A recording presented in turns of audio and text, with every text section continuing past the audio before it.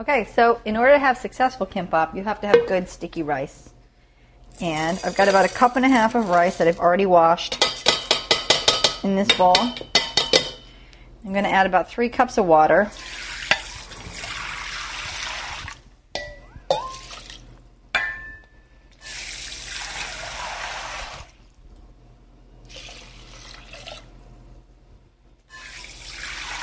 Now I'm just using the bowl so I can get the rest of the rice out of it.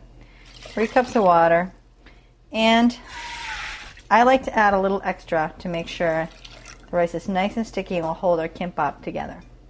I'm going to move it over, put it onto a flame, a high flame. Oops, on the other burner. And then what you want to do is let this come to a boil. As soon as it comes to a boil, put a lid on it, turn it back down to simmer. In 20 minutes, you'll have your perfect pot of rice.